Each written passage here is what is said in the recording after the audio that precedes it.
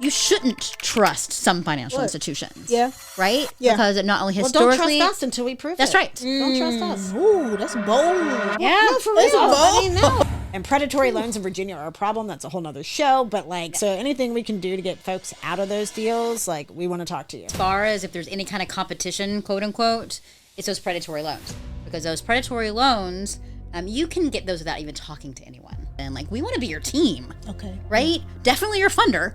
But money is a tool that you use in order to help your business and you as a person become a better business owner, right? Because we focus on what the business owner needs, not what the money needs. And our traditional institutions seek to protect the money. We're looking to protect the business owner. This episode is brought to you by Easy Street Capital, your go-to partner in real estate investing, whether you're flipping houses, building new, or growing your rental portfolio.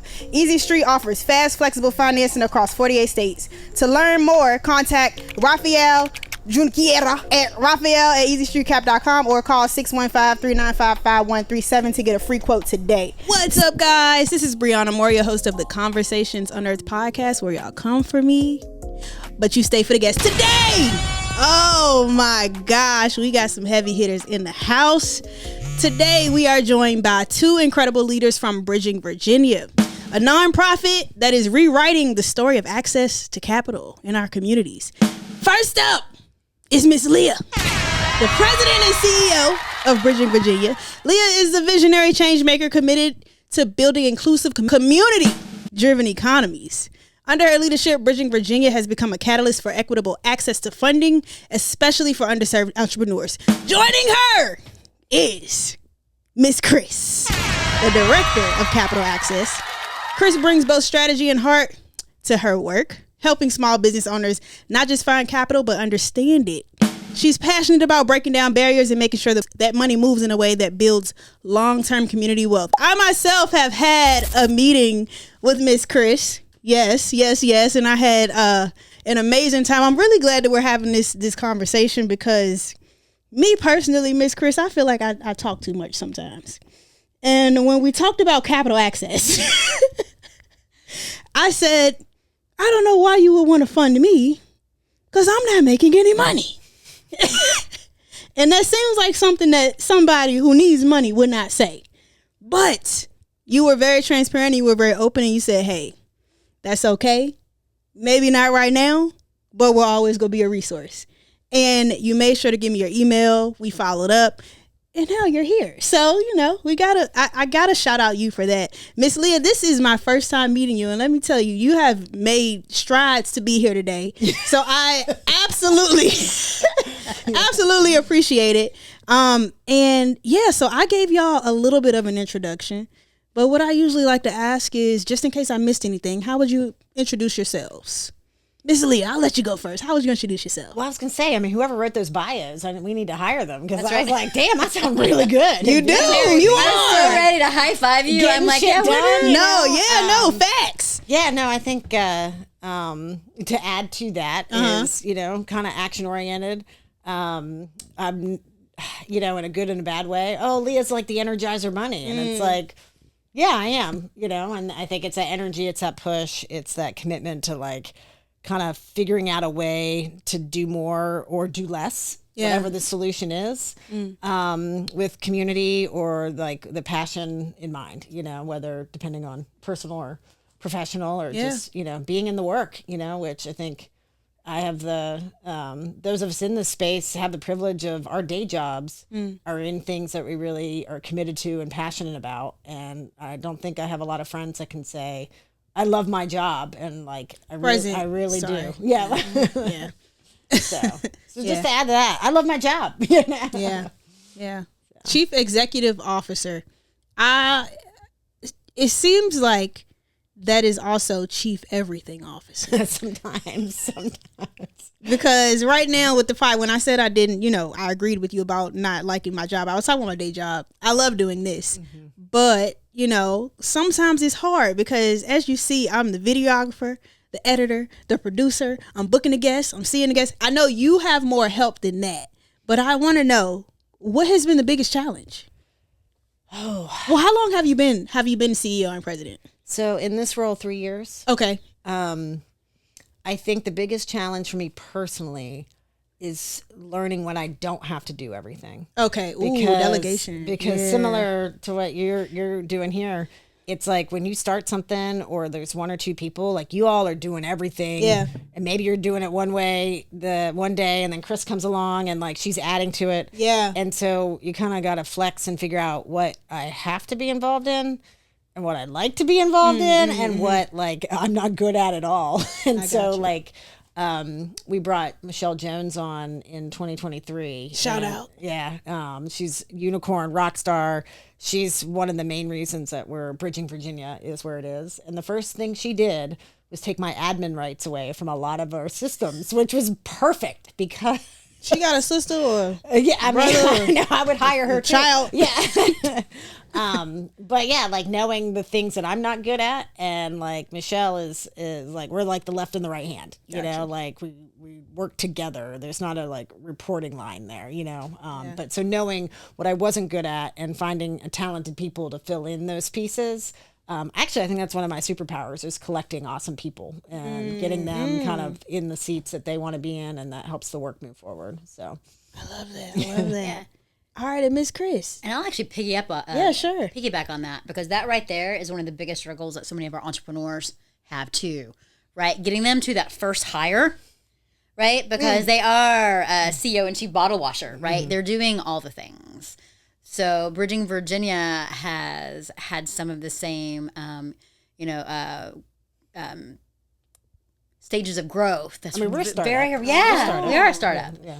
And being able to actually kind of share that experience with our entrepreneurs is really kind of seeing those parallels is really cool, right? Because Leah is absolutely right. One of the things that we need to be doing as leaders, no matter what organization or business that you're with, is recognizing what you don't do or you don't do well is so important, because you got to surround yourself with people who are smarter than you in those aspects, and let your ego go leave it at the door.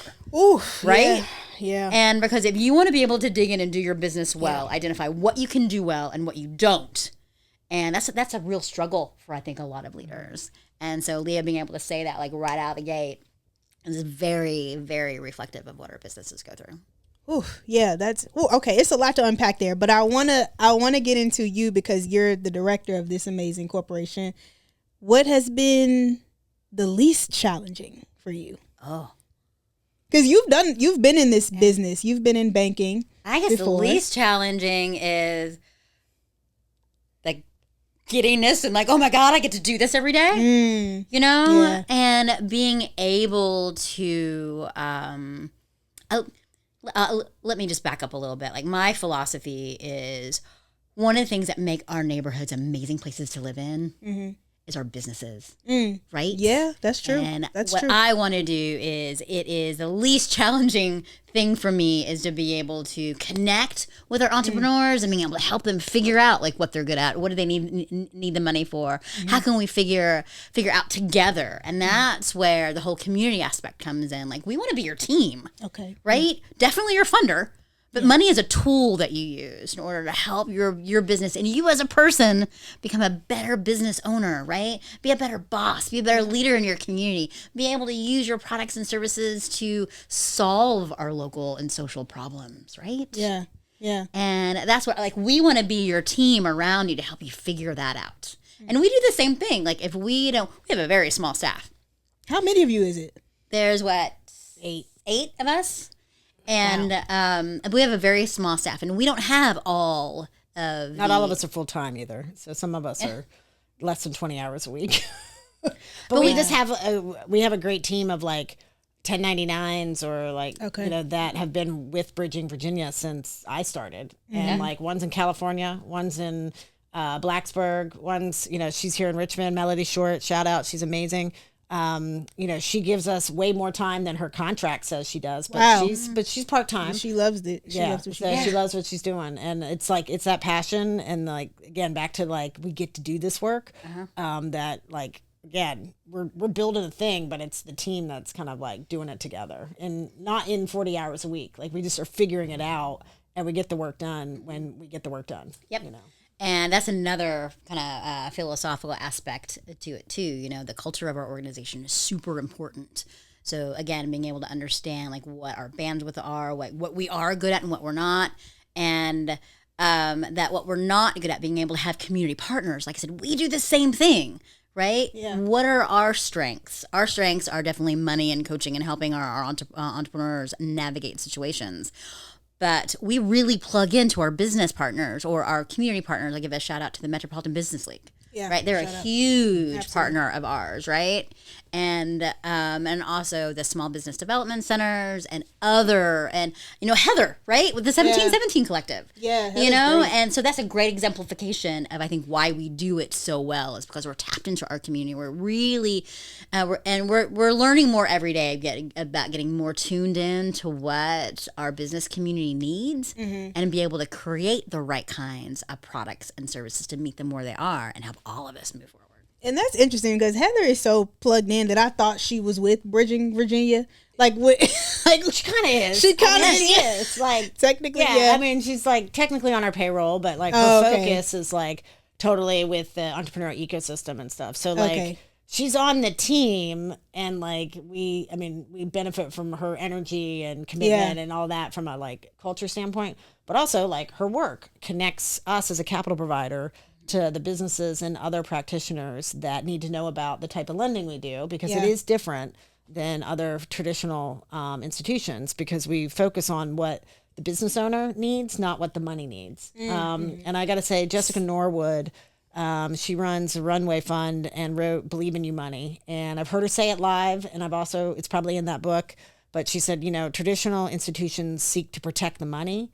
We're looking to protect the business owner. You know, and so with that Believe in You Money, that like it's about the person and their success, not the success of the funds. You know, that's the approach that we have, and the fact that we focus on 15,000 up to now to 100,000. Again, that's another area of lending that isn't readily available for anybody that needs money that size, because banks don't do it. Credit cards charge you a high rate.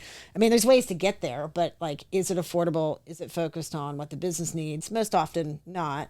And then you add racism and sexism and where you live, you know, and the banks are just like, before you even walk in the door, the answer is no, because you've hit a couple check boxes, whether they say it or whether it's baked into systemic problems like credit scores and home ownership that's racially charged. And like, I mean, people, there's access issues all throughout the banking system that the reason that we focus on the business owner and their character, like the character-based lending or underwriting, and like what they're doing in community.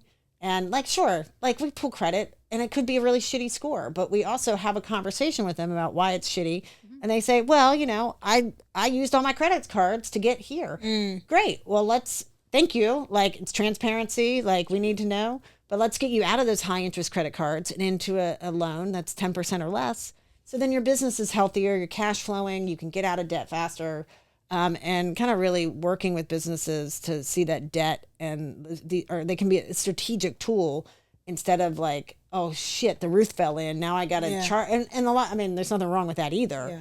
But like, it can be both. It can be an emergency situation, but also as a business owner, it can be a really strategic opportunity to spend other people's money. Yeah, yeah, that's what they say. OPM is better to spend than your, because for one, well, I would say, let me back up a little bit. The people that I know who know about you guys are like the Metropolitan Business League or like the Jackson Ward Collective, or I've been to a few of Ayana's session with the Network Incubator. Those guys know about you, but like, the people in the community that I've asked, they haven't heard of you guys in the Richmond community, but it makes sense because you said you guys are 3 years old, so it's not like you're like a Wells Fargo that's been around for decades. Yeah, so. And I think it goes back to kind of our core value of trust. Yeah, and trust comes from relationship and quality experiences.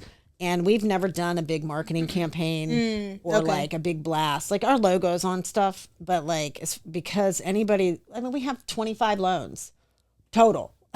Oh, wow. Over 3 years. And we're very, very proud of that. But we're not a quantity game. We are like relationship based. We need to make sure like that the trust that our borrowers have in us is protected.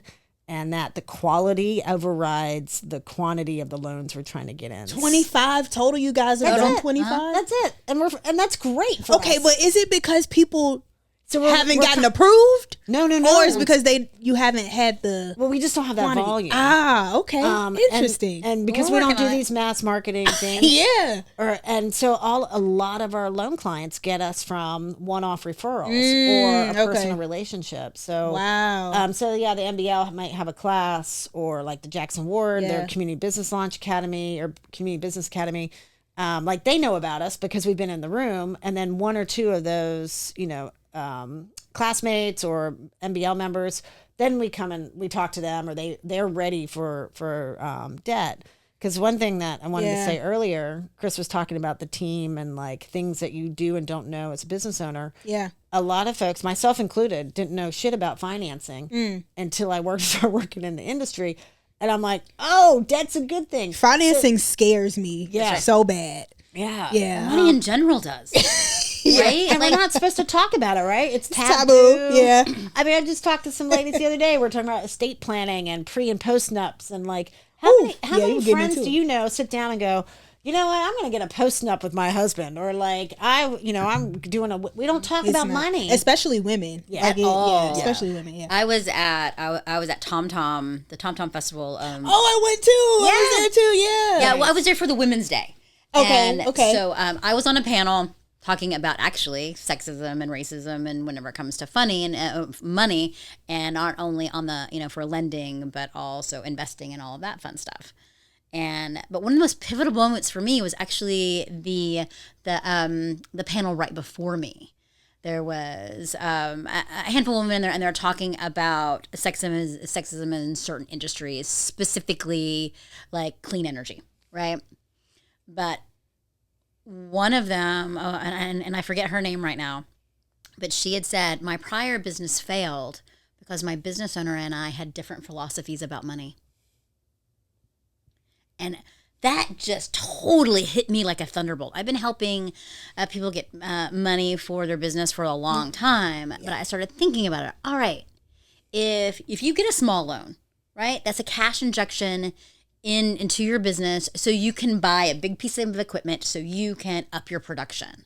That changes the dynamic of your business, right? If you start making money, right, that changes the dynamic of your business. Yeah, it does. If you start losing money, it really affects the dynamic of your business. Yeah.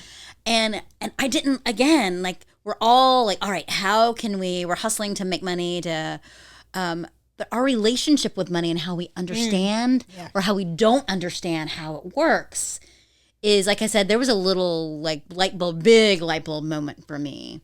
Because even as something as simple as a $20,000 loan to help you buy that piece of equipment changes the way that you do your business. So being able to help people along the way, think about how money can be a tool. I mean, because the thing that keeps it. Yeah, but I think we even got to back up before we get there, because it's like a lot of times you don't even know that, like, that financing could be a tool, that your banking relationship as a business owner is important.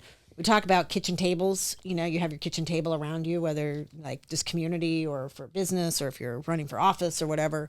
And a lot of times people talk about lawyers and accountants and stuff. And like the banking relationship that you have, whether it's good or bad, it can also be very important to your success. And so whether you're paying higher fees at a bank because it's a Wells Fargo. Yeah. Wells Fargo. Dun. Yeah, I'm kidding. We don't have any other agreements. Yeah. It's hilarious. Or you have a local bank, or you have a banker that met you when you open your business account and like shops at your spot, and they know your story. And then when you do need your first loan, you may have shitty credit, but you've been banking with this lady for a long time, and she can go in and talk to people that will never meet you. They'll only see your financial numbers, and they don't know your story, but you have an advocate inside that financial institution to help get you through those processes.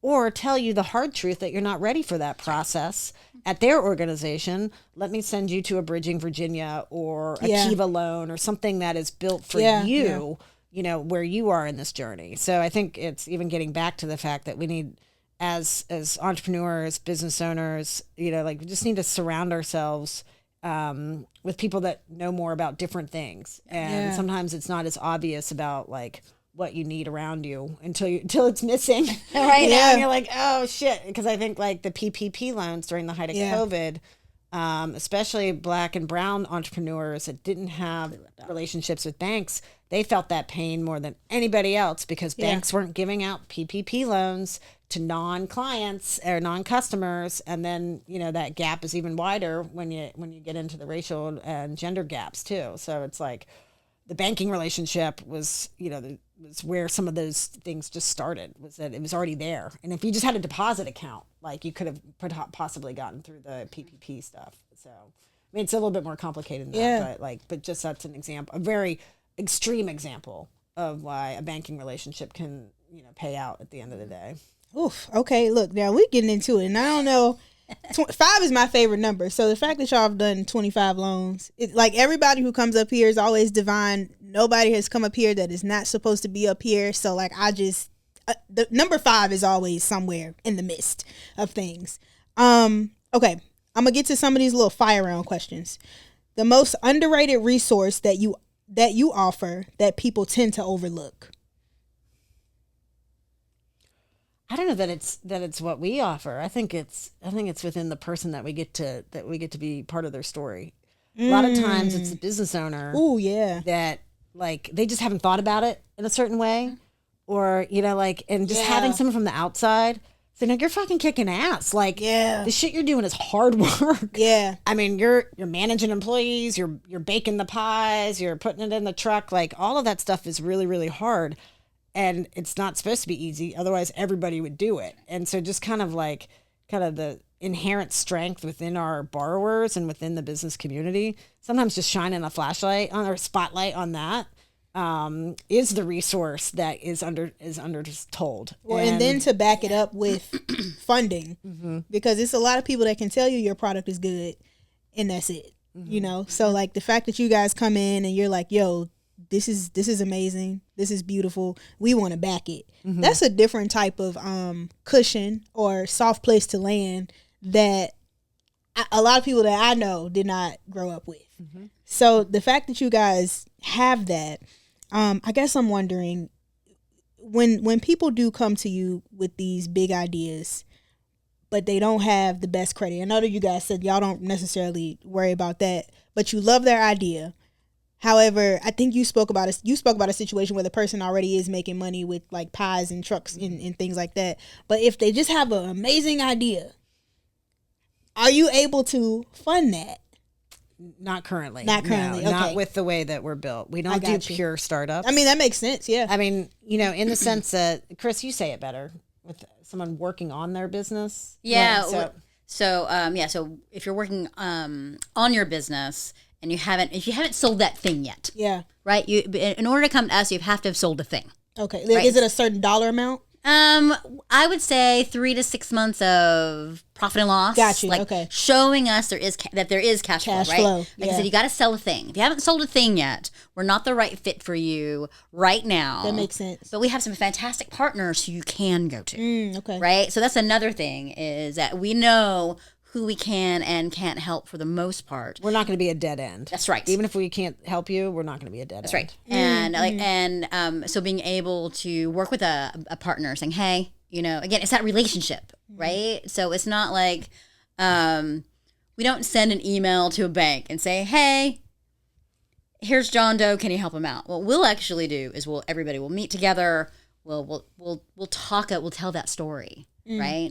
And help build a relationship. And then whenever they are ready for that second round of funding to either grow, then they can come to us. What I like for them to be able to do is as they grow bigger and bigger, they can go to bigger and bigger partners eventually. Yeah. But to go back, you have to have sold a thing to come to us for a loan.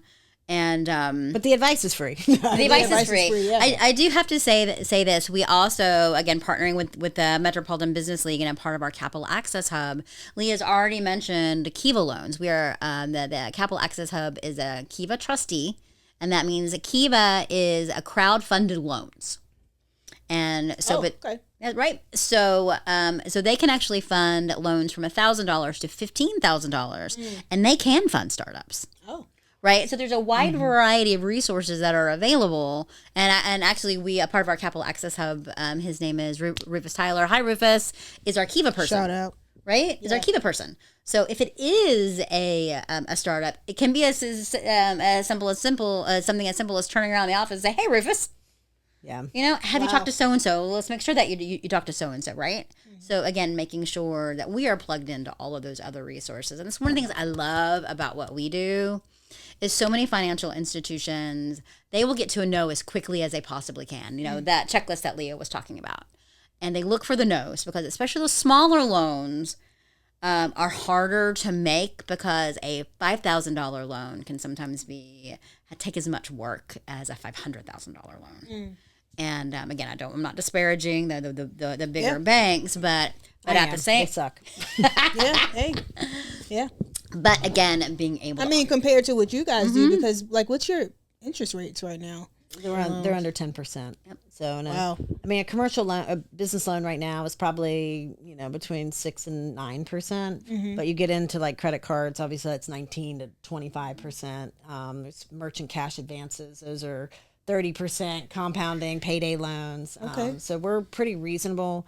We also will let businesses finance their fees if that's more advantageous at the time. So you can get into this with no money down, it sounds like? Yeah.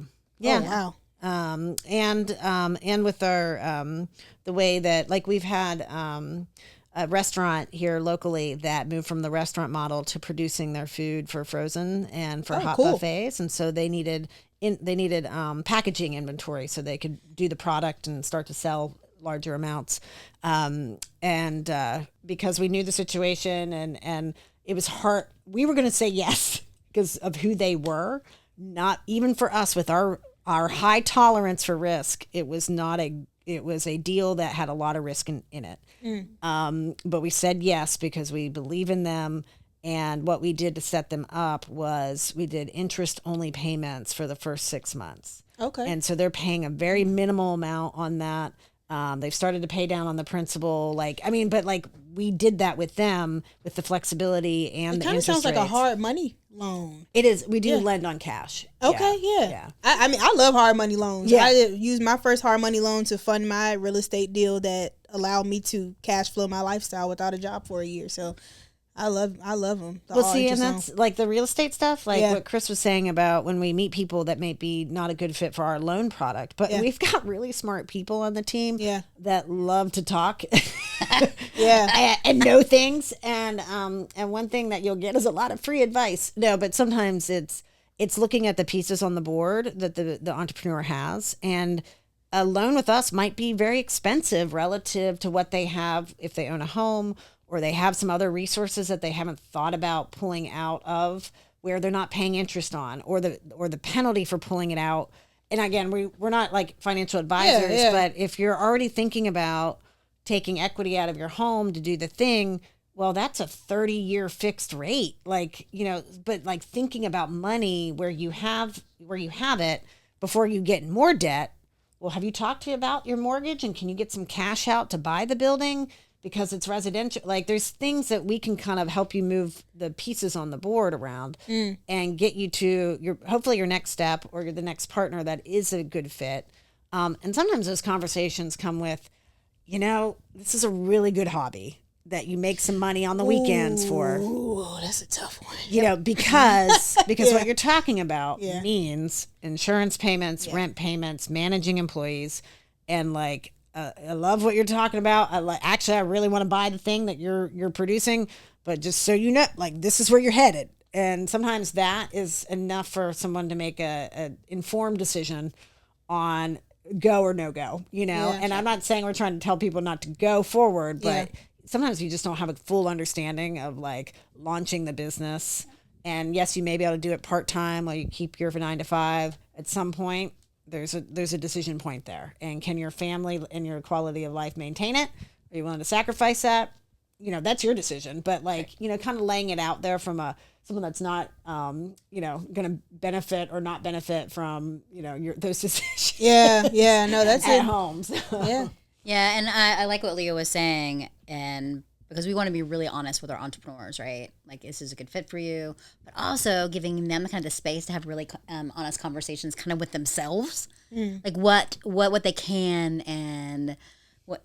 There's so many stories about unicorns, right? Like you start off with that side hustle, and then you do X, Y, and Z, and then all of a sudden you're a bajillionaire, right? Yeah. But nobody talks about that 10 years in between, right? Yeah. Or the 5 businesses that failed before. That's right. You know? Yeah. Right. So being able to give them the space to have honest conversations with themselves about where they want to go. How do they want to do it? Who do they need to surround themselves with? How long? It's always going to take longer and more money than what you think.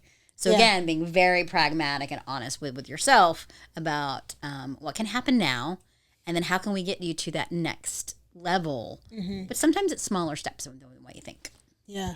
Yeah, this is good. And I think that information is invaluable. I mean, like, that was something that was kept away from Black and brown people for a long time strategically. So I don't see anything wrong with just having, you know, if that business is not working, I can see how some Black people would be like, oh, they just hating on me because they don't understand the culture. But, and I'm wondering if that's happened before. Like, if someone has had a really interesting business and you really said, like, you were really like, yo, this is not it, and you had to have the conversation. They're like, oh, is it because I'm Black type of a thing. So I feel like we kind of have to address those things. Like, if it's just not a good, but if you're trying to sell analog clocks right now, customized analog clocks, somebody might want them, but it may not be able to be funded by us at this time, you know. So I think that's a good the fact that you guys are doing this. And you know, because it's interesting because you guys are not of color, right? But you guys are servicing people of color, and this is not on the sheet. But that trust factor, is that something that you guys have a hard time with, or like do people just come and they're just happy to open up about what they need? No, I think I mean, sometimes I'm not the right person to be in the room. Yeah. I mean, like, so I'll back up. So I was part of when Bridging Virginia formed. So initially it was a gentleman, Harrison Roday, back at the height of COVID, 2020. He, on his own, just out as a community person from Richmond, was, you know, just like pissed off that big corporations were getting loans and like small businesses here couldn't get $5,000 to buy a refrigerator for the truck. So he took action. He raised $100,000. Wow. He worked with the MBL and Floyd Miller, and 5 businesses got a loan from a credit union, and his $100K backed that credit union deal. All of those are Black-owned businesses. All of them are doing great now, and were our first original clients. I was along for that ride. That's where I got to know Harrison. Actually, was part of that. He called me at my old job and was like, hey, can VCC help with this? And we're like, well, kind of, but we're not really built for it. It's small loans. Harrison figured out a way without institutions and stuff. So we became fast friends because he's a guy of action and commitment. And so fast forward, he's like, man, like, what do we do with this money? Like, Jackson Ward Foundation, do you want it? You know, the MBL, do you want it? Like, none of them are built for lending. And that's an important distinction, is like, to be a lending operation, there's some core operation skill set stuff that you need to have inherently or in-house, and like, no one was built for lending. And I think the leader smartly said, we're not lenders, like we're not built for that, we're built for what we do. And so reluctantly we started another nonprofit, and I mean, like, to this day I still say the nonprofit that didn't want to form from the very beginning. And that was 2021. And so we had some interim directors and things, and it wasn't until like a year later, May 5.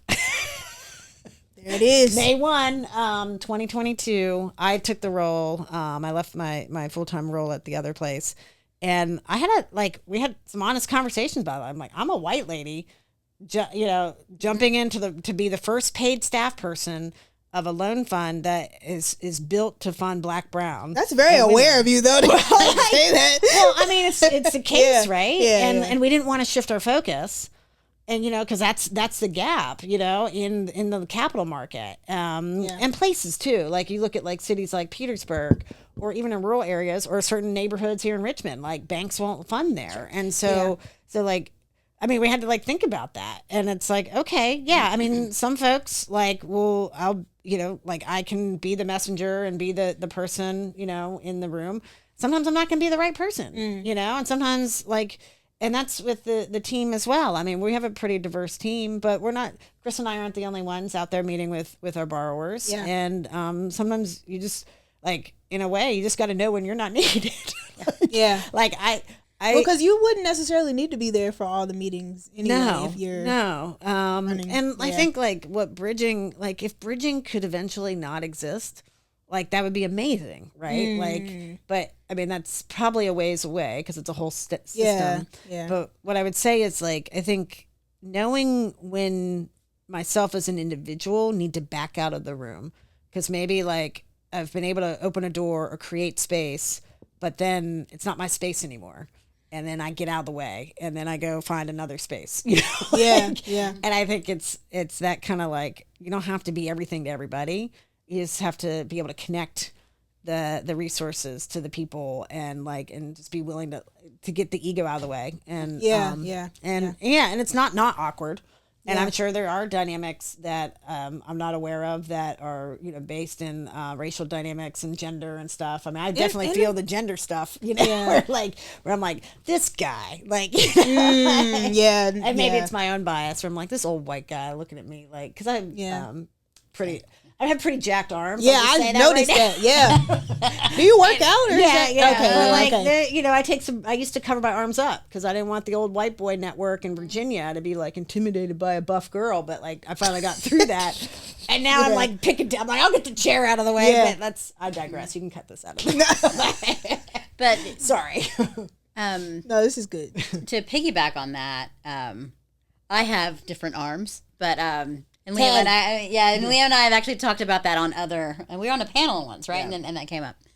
But no, going back to, you know, what you're saying about like the trust element and financial institutions and money, there's a lot of people have really good reasons. It's almost like white coat syndrome. That's right. You know? Yeah. Well, it's like you shouldn't trust some financial institutions. Yeah. Right? Yeah. Because it not only historically... don't trust us until we prove that's it. That's right. Don't trust us. Ooh, that's bold. Yeah. No, for real. That's bold. I mean, I love that. That's why I said earlier, like, we only have 25 clients because, like, the trust that we have to build is so important. Yeah. And we have to build it. And we have to prove it. That's right. And even, And you guys seem like you don't mind proving it. Like, you're like, bring it on. Like, we don't have anything to hide. Exactly. Yeah. And we're going to fuck it up sometimes. Like, we're going to, like, you know, step in it or not understand the whole context or not have that lived experience.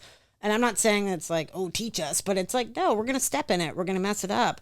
I think it's how we recover from that. And just like, again, we got to earn it. We can't just walk in and be like, we got money, trust us. Yeah. No, like, that's not how it works. Well, that's interesting too, because most people, or a lot of the people who are not funded are women. And that's, you know, that's across the board. That's black women more so than white women. Well, I think black is like white women get more funding than it's Hispanics and then it's black women. So the fact that you guys are women as the faces of it, and this is an interesting time too in the world because CEOs and directors didn't used to come out, you know, like you guys were kind of like in the background. So like the fact that you're out and you're like, yo, this is us, this is who I am, let's talk about it, is very admirable. And that's why I love having this platform. But how do you guys feel about that? Like being a woman ran company, giving, you know, having money to give to minority women. I know it's empowering, but like, how does that feel? It is empowering. It's empowering, but also just what you were saying. It's also a little bit of pushback. There's a lot of pushback on our system that is currently there. It's one of the reasons why I do it is because I feel like there's inherent parts of our system, and I'm specifically talking about monetary, right? There's a way different conversation when we talk about all the other things. Yep. But it is an overt pushback on how our current monetary system, like how money flows into our community. What's the pushback? Being able to build trust first. Yeah, right? Build trust, yeah. Yeah, we build trust first. We get to know people. Yeah. You know? We help people. We help make people's lives better. Yeah. And we happen to do that through funding businesses. And the one thing I never hear you guys talk about is having the access to the money. So it seems like you guys have a pretty good relationship with the banks that fund these loans. Because I haven't heard. We fund the loans, but we raise the money to fund the loans. Yeah. So it's our loan, Bridging Virginia's loan fund. Yep. But it's impact investors. So we have several individuals that have put money in. Now we're borrowing it. We have some, we've borrowed some. So we have some bank money in there where we've borrowed it and we're lending it back out. But it's at like 2% rate. Oh, wow. So then we can charge 7%. Got you. And still exist. Yeah. But yeah, no, Bridging is an independent, private nonprofit. So we have all the autonomy we want to. So is it coming out of you guys' pocket, or is the company's? No, so we raise through the nonprofit. You so we raise have money. investors and Grants, investors. and Okay, so now we got to get into the CDFI, because a lot of people don't know what that is. Yeah. I first heard it from a wellness CEO that I really admire on her podcast, and she said it, and I act like I knew what it was. I had no idea. So for the people who are unfamiliar with what a CDFI is, can you guys please explain it? Yeah, so CDFI, Community Development Financial Institution. Across the country, there's just over 1,400 of us. To give you context, there's 3,000 banks in the country. So these organizations started way before they actually had a name. Go way before the formal civil rights movement started, but where neighbors and communities were raising money and lending to each other, whether it was informally or through nonprofits or through churches. Fast forward to the 70s, when awareness around redlining and kind of the banking system being inherently flawed with access started to get sunlight on it. The Community Reinvestment Act came through that.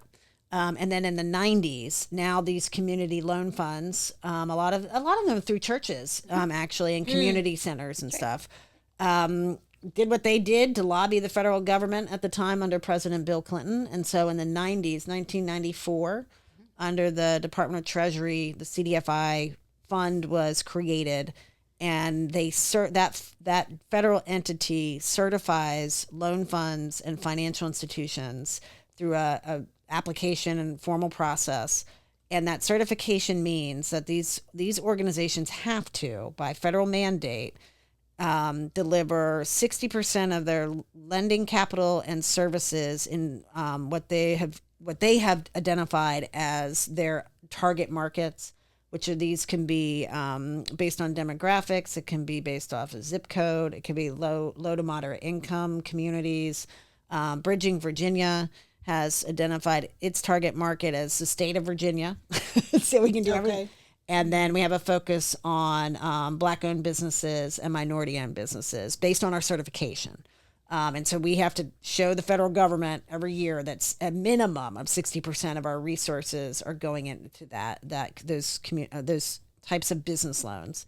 A lot of CDFIs do 90%, if not 100% of their activity in those quote-unquote target markets. But what it does is it allows for grants and other resources to go to those financial institutions to have free services, to have cheap loans, to have grants sometimes that go out. So it's a federal program, but you'll see them in the looks of some credit unions. Like we have some other loan funds, Locust Bank.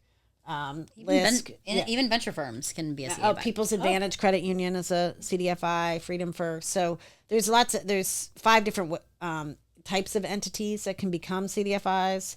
But the important part is that they're federally mandated through this process to put community development goals first over making money. Now there's a lot of details in like being a sustainable financial institution and still having community impact. That's where all the like reporting and stuff comes in. That's boring, and that other people on the team do. Okay. That's one of the things I delegated. Yeah, I can't wait to delegate that. People ask about analytics. I'm like, oh God. Yeah.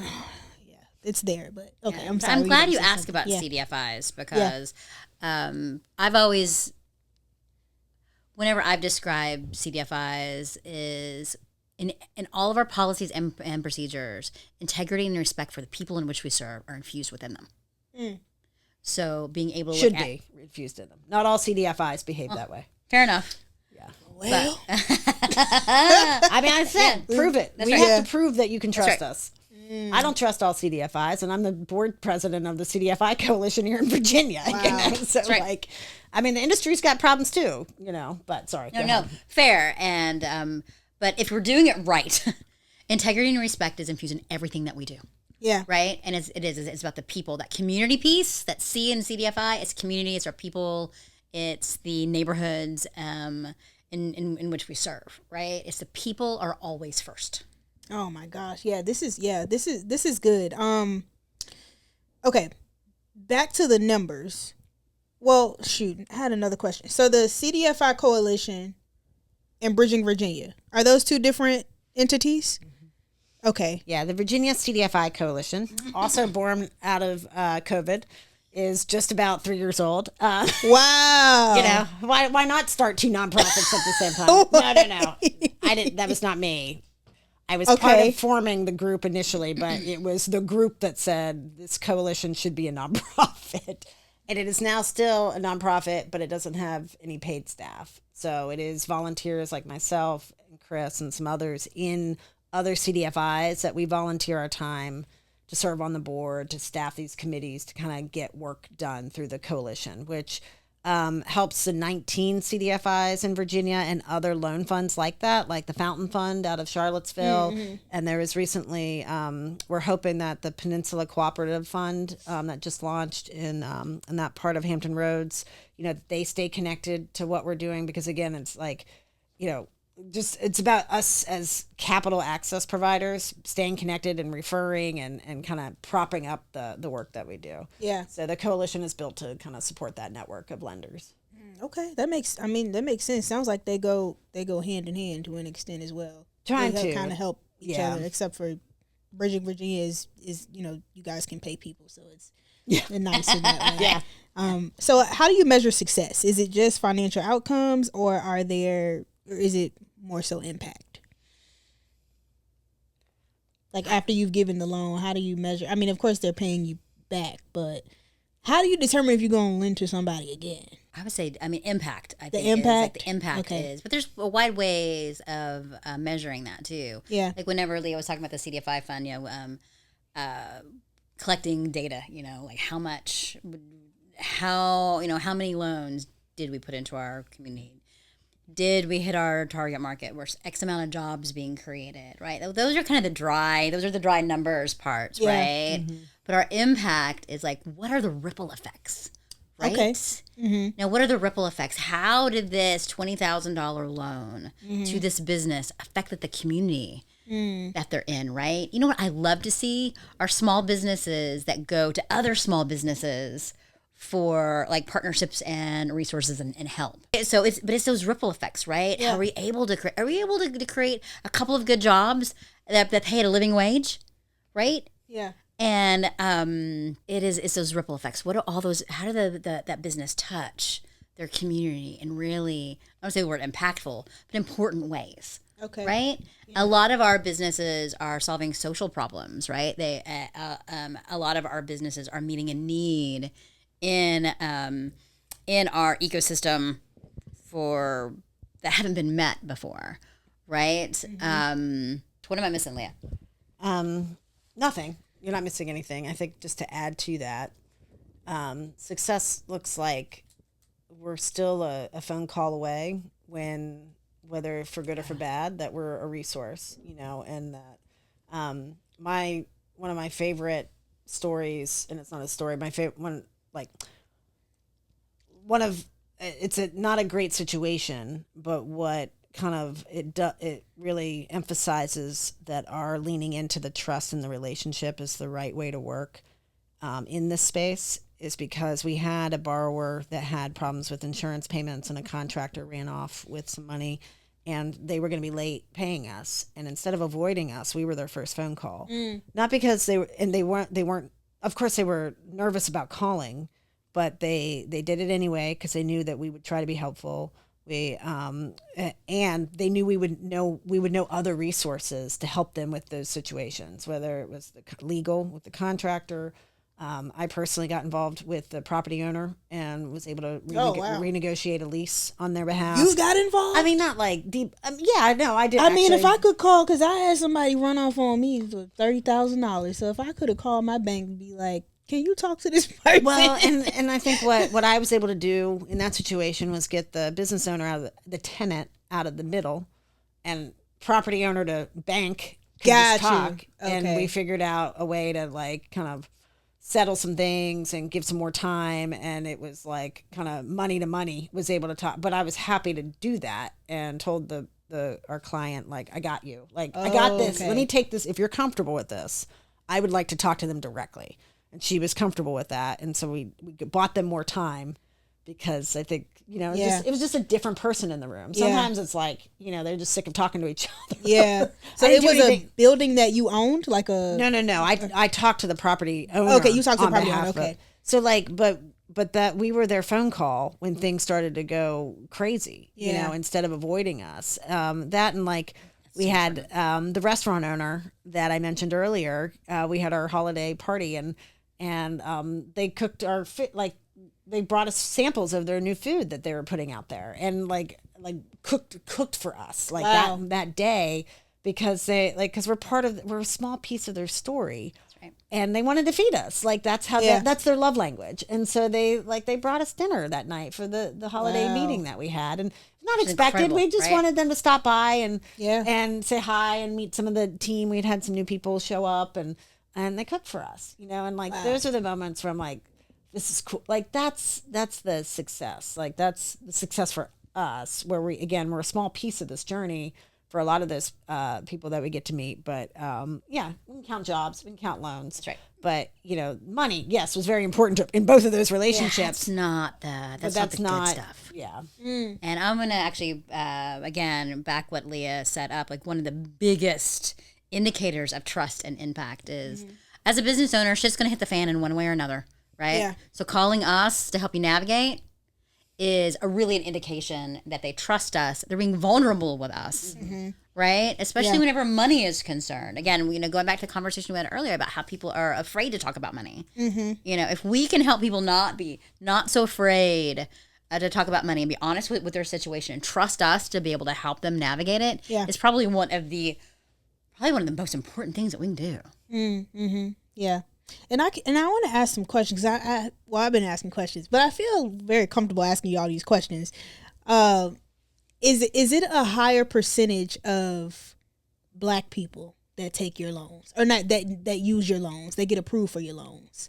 Because I know there's some minorities that include, you know, white women or Hispanic. So I guess I'm asking specifically, out of the 25 people, 84%. Really? We have one white guy in there. Wow. Okay. We have a Lebanese woman, and a Hispanic borrower. Everybody else is Black owned.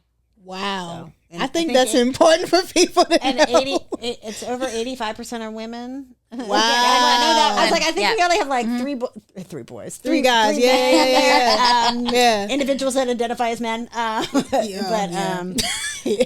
you were talking about our team earlier. I'm like, we got 2 men on the team now. Everybody's a woman. Like, wow. So, yeah. And how much money do you think? Well, I don't even know if you can say this, but like, how much money have you funded? 900, just hitting $900,000 in 3 years. Almost $1 million. Yeah, and that's not including the grants that we've done with the MBL, and the Kiva loans is close to $300,000 now with Rufus's new goals or new loans he just booked. So all in total with the grant programs, because we provide the back office for like the water recovery grant fund. That was the Bridging Virginia team. Behind that, it was the city, the MBL. Melody Short really led that charge, just like she did in COVID with the We Care grant programs. But like Bridging was all the back office stuff of that. So adding all that stuff together in 3 years, it's probably $2.2 million. What? Of money that we've gotten in the wrong industry. Hands of community. And most of that, I would say, that's been in the Richmond area. What? Richmond, 2 points. Petersburg, a little bit. Brunswick. We've had a couple deals in Hampton Roads, one in Charlottesville. We have a relationship with some local governments too, where like Norfolk has a loan fund and a grant program, and we're the back office for that. So like, again, these local government funds, Henrico County. If you're a business in Henrico County, we got money for you. 0% interest. Wow. Yeah. So, but so we're involved in 0%. Wait. 0%. Yeah, 0%. Wait. I'm sorry. We buried the lead. I'm talking about 8%. Shit, we got 0%. And I'm like, 8%. That's not too bad. Yeah. But 0% interest. Yeah. If you're in Henrico, if you have a business, if your business is incorporated in Henrico, you could be eligible for 0% money. You have to create jobs for low-income individuals as part of at a living wage. But usually, for that program, it would be a good idea if you're trying to scale or add employees. Like that would be. It would already need to be probably one of your goals. You don't want to like create jobs just so you can get the loan. But if you're trying to expand or like add a team here or. And your team doesn't have to be in Henrico. Your business has to be, but you could put employees in other parts of the region. So for 0%, it'll go up to $75,000. I'm speechless. How do you get paid though? Well, I know y'all said it's not about.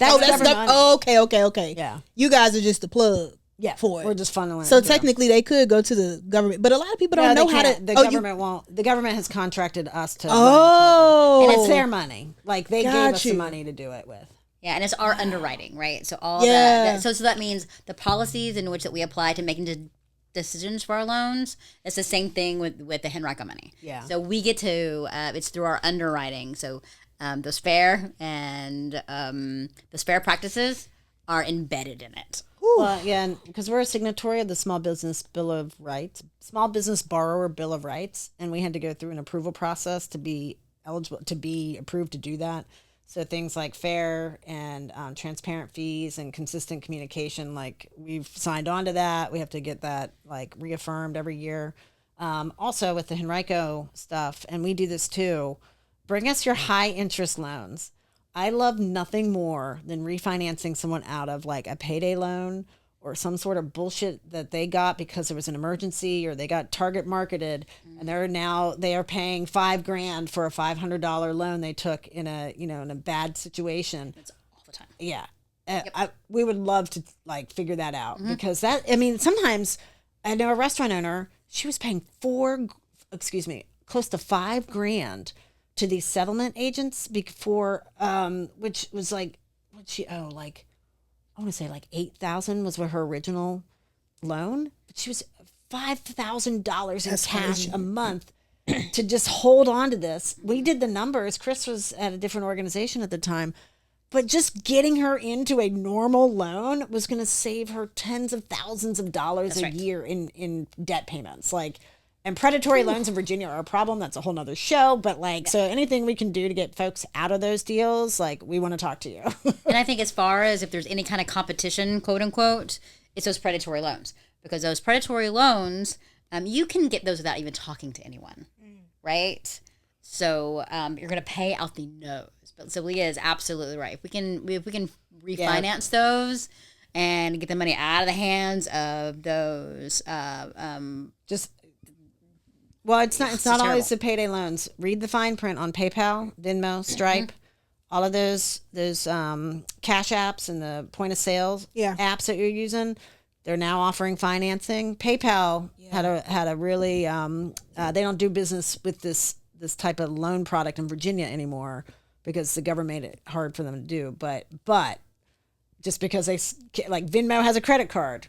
Again, read the fine print because that's where some of that stuff starts. And PayPal had a really bad product for a lot of business owners, and it's no longer available in Virginia. But that's because it was predatory and basically got kicked out. So. Okay, and just for clarification, because I feel like y'all about to be busy after this podcast. But this is for business owners, not for correct. Okay. Payday loan, not if you got a couch from Rent a Center, right? And we only fund businesses. Okay, we only fund businesses. Okay. Okay. All right. Let's do some. Bree. No. I'm like, I feel like somebody just dropped y'all right here from heaven. I'm like 0%. That's right. In Henrico. Mm-hmm. You know how many people I know trying to scale? It's about getting you the money that you need. That's crazy. It's not about making the money. It's about getting you the money that you need. Wow, y'all have taken a big That's what I'm saying. Like pushing back on our current monetary system, right? Whew. Yeah. Now there's a problem with that business model, but we're working on that. Yeah, no, y'all are definitely the boots on the ground with this. Okay, yes or no fire round. Okay. Have you ever seen somebody get a loan that they were not ready for? Yes. Really? Y'all answered that like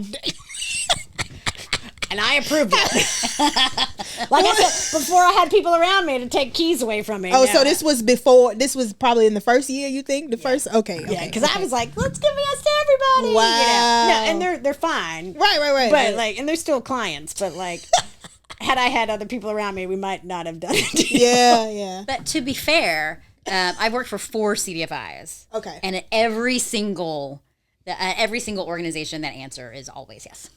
Okay. But hopefully you refine. This is more than just a yes, but you reform. You reform. You refine. This is advice. Yeah. Okay. Can too much funding hurt a business? Yes. Well, now I want to know how does it hurt a business? Depends on the funding. Okay. So too much debt. Okay. The interest that you have to pay back. What's a good amount of debt? What you need. Just what you need. Just depend on what you need. Okay. Yeah. Yes. People think that venture capital or getting an equity partner, sometimes that's a really good idea, and a lot of times it's expensive. You're giving up control. So again, read the fine print. Now, if someone can hand you some cash underneath the couch, there's no interest, and they don't care what happens to it, that's great. Take all that money. Yeah. But if there's, if it's an investment relationship, there is too much, potentially a risk of taking on too much too soon. Okay. Yeah, and that's always a question too. Whenever we have a max amount, say $100,000, right? Yeah. So everybody's going to ask for $100,000, but do they really need it? And that's a part of the conversation, right? Yeah. And and a lot of folks will ask for the whole thing because they're kind of afraid. So they want to have some of that money kind of set aside. Yeah. But if you're never paying interest on a thing, maybe that's not the best use of that money for you. Yeah. You know? So again, that's having those honest conversations about what you really need and saying, yeah, it is scary, but let's get you in a good spot. And then we can folks want to go from A to Q in one step. Let's get you to B. Yeah. And see what happens. Yeah, that's true. All right. Is passion enough to run a business? No. No. Unfortunately. No. I wish that was the case, but no. All right. Is being underfunded ever an excuse? Yes. Like a good excuse? Or any excuse for not succeeding. Yeah, I would say so. And what was really funny is, are you talking about our businesses? Oh, sorry, go ahead. No, are you talking about your businesses? Are you talking about us? Are you talking about No, I'm talking about just small businesses. Yeah. That's it. Yeah, because it's not, access to capital is not fair. So being unfunded is not, it's not an excuse for the, it can also be a very legitimate reason. Yeah. Yeah. Yeah. I think for me, it may be that I may be a little bit addicted to struggle, because all of this, I'm I'm hustling. I got the podcast going, and I'm learning things step by step by step. I literally just sent out my first sponsorship email today. I made congratulations. Thank you. Well, I've been doing this for about 1 year and 6 months, and I called the guy that funded my hard money loan. It was a bigger company, but I usually have one guy that I go to. And I asked him thinking that he was going to say no to sponsor my next event, but he said, yeah. And I'm like, the answer's no if you don't ask. That's right. But yeah, but I'm I had no idea that I could just do that. It just, anyways, it was mind blowing to me. So I feel like that's why I said that information piece is so important. Because a lot of times, I probably could have asked for this a while ago and had a few different productions funded. But it's just. But the thing about information and experience is that you don't have the experience until you have the experience. Yeah. So you can't judge yourself for not knowing shit until you know it. That's true. Especially when you're doing so much. And it's not like some of us are just in school and you're focused on the one thing you're supposed to learn for a year. That's not entrepreneurship. Yeah. You have to learn a lot, and it's until you have the experience, good or bad, you don't have the experience. Yeah. So no, I mean, you didn't know. Now you know. Now I know. Awesome. Now you do. And congratulations. Now you're going to ask more people. Yeah, I'm getting more comfortable, but it's also that thing of like, and I think a lot of entrepreneurs have this issue is like asking for money. Like it feels, It's terrifying. it's very vulnerable. It's terrifying. And I'm like, oh, are they going to think I'm broke? When I'm like, are they going to think I'm not making money? Because it's this, social media has created this hype too, that it's like everybody has a Rolls Royce and a Rolex and, they're doing well and they're living in a mansion. So you look back at yourself and you're like, dang, I must not be. So that makes it harder to ask. Yeah. Mm-hmm. Yeah. And also that there's a very real possibility of being told no. Yeah. Right? And the thing is, you will be told no. That's true. Oof. Yeah. That's right. And but the more often that you ask, you're gonna get better at it. That's true. And then hopefully you can get to a point where whenever they tell you no, ask them why. Okay. Yeah. Ooh, that's a good point. Ask them why. So you don't. So whatever, maybe you didn't make a mistake at all, or maybe you did. If you didn't make a mistake, you should know. I like that. Ask them why. Have y'all ever been told no? Yeah. Oh, yeah. Yeah. I mean, almost $2 million raised. Y'all, I know some people told y'all. What was the worst no that y'all ever got? Like that you went on a limb and you said, I'm going to ask this person for money or this institution for money. And you were like, we have a good cause. Of course they're going to support it. And they just blatantly said, absolutely not. I wish I could get to a no. Cause What? Well, so because Knock on one thing. Because I'd rather, so the same thing with anybody that works with us, we will get to a yes or a no as fast as possible. So you can kind of move from there, get the feedback, pivot, move. So like the slow no's or like the black box of like, yeah, we're still interested. Hey, you know what? It's a year later. Update your proposal. Send it again. I'm like, you have my fucking proposal. You had it last year. Let me change the date. Oh, look, you ghosted me again. Like, then don't flirt with me. Quit flirting with me. Yeah. Like, yeah. There's two institutions. You're like, I know them off top of my head. Where it's like I work my ass off to get them what they need in time sensitive, and then it's the slow no to like the dragging it out. I would rather just know that it's a no-go, and then I move on. I'm done, Okay, without burning any bridges. And here I'm trying not to burn any bridges, but I want to. Of course. Yeah. Well, I got two more things I want to get to. I know I keep saying that, but one of them, of course, is Trump's big, beautiful bill. We got to talk about how that's impacting you guys. And then, of course, the whole pulling back DEI initiatives. Yeah. So you guys can split it up or take one or the other together, and we can do it like that. But I do want to get to how Trump's big beautiful bill is affecting you guys. So for Bridging Virginia, not yet. Okay. Because we don't have any federal money. Okay. In our organization. Got you. Okay. The industry as a whole is very much watching the CDFI fund, which is what I mentioned earlier. That's at the U.S. Department of Treasury. It's not new. Every Republican administration takes money out. Every Democratic administration puts it in. Oh, so this is nothing that you guys aren't used to. With the CDFI fund, what has been different, and I think this connects to your DEI question, is that funding through the Small Business Administration, the SBA.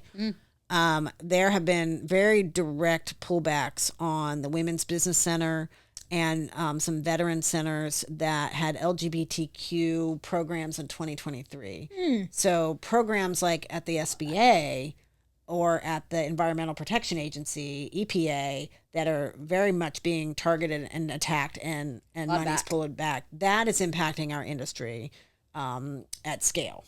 And so there's a group of us across the country. We're going to DC on the 16th. Some other state coalitions from California, Pennsylvania, Michigan. And we're going to go and talk to different elected officials that sit on appropriations and stuff like that. So, so that's where we're engaging there. I think some of the executive orders and all the chaos that happened in like February, March, it was a bunch of crazy making that sucked us away from our day jobs and kind of did its job in that it was a distraction. And it got all the lobbyists and stuff charged up, as it should, and they're doing their jobs. But like those of us on the ground, we were like pulled into these meetings and press releases, and it's like, but we have 3 borrowers that need our attention, and how are we getting our day jobs done when we're trying to like kind of shield from this federal chaos too? And that's died down a little bit, but that energy around it has died down a little bit, but the tension's still there for sure.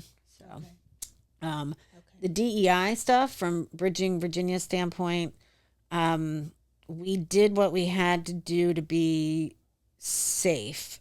We're not taking our pictures down. We did whitewash and kind of go through and look for the words from the New York Times list and things like, women, pregnancy, equity. What else is on there that just like normal words?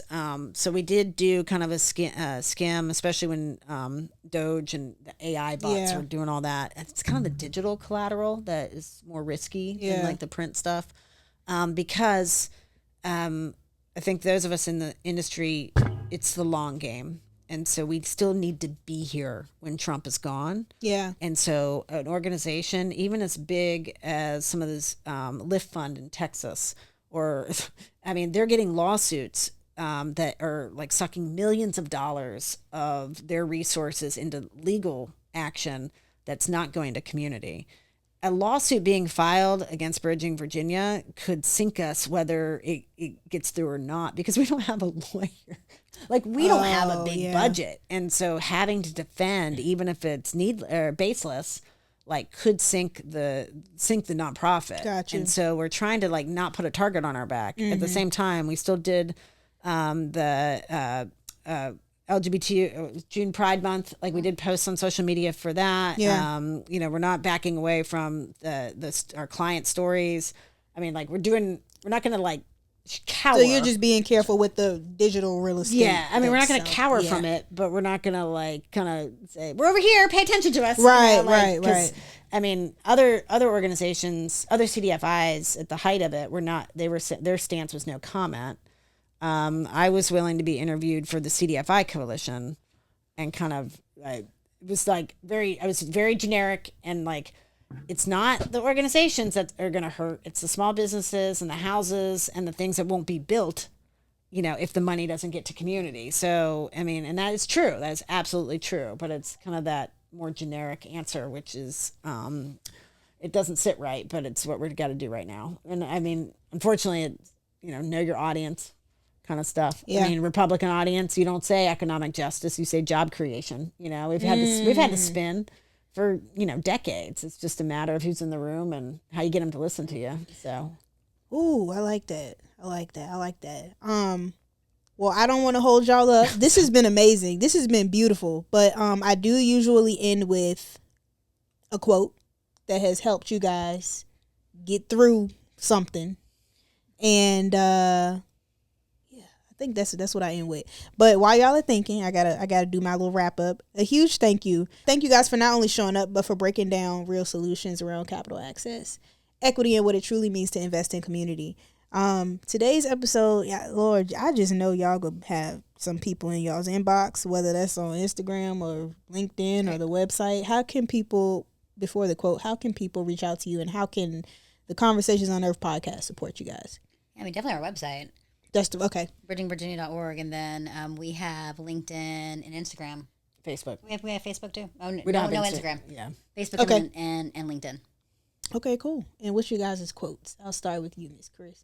Because you looked very like excited when I said that. Because I was like, I don't know. Well, we can start with Leah. I have several. I would say that right now, there's 2 things that resonate with me personally, and it's proceed until apprehended.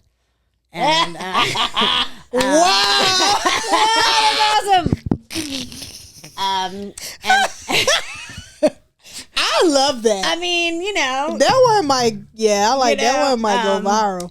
And then more for Bridging Virginia, kind of where we are in its journey and where I sit on that team. It's growth at the speed of trust. And actually, I think it was Coach K said that. I quote all these amazing people, but I don't know if he's amazing, but the quote was, he's a basketball coach. But anyway, but I think that growth of the speed of trust, when I heard that, it really like sunk, and I was like into me, and I was like, that's the pace that we do this work, you know, and hopefully we can kind of continue to lead in that, or to work in that way. No, I'll just go back to what I said a minute ago. People first. It's all about the people. Yeah. The people in your community, the people who you work with, the people who you surround yourself with, people who we can become. You know, people first. I love that. And I heard a quote, and this woman, it was a leadership coach, and I cannot remember her name, but I went to a networking event, and she said this, and it blew my mind. She said, it's not what you know or who you know. It's how well you can articulate what you know to who you know to help you gain access. Yeah. Yeah. And I feel like you guys are the people to know when it comes to. We know a lot of people. You guys, oh my gosh. Oh, that's totally the thing too.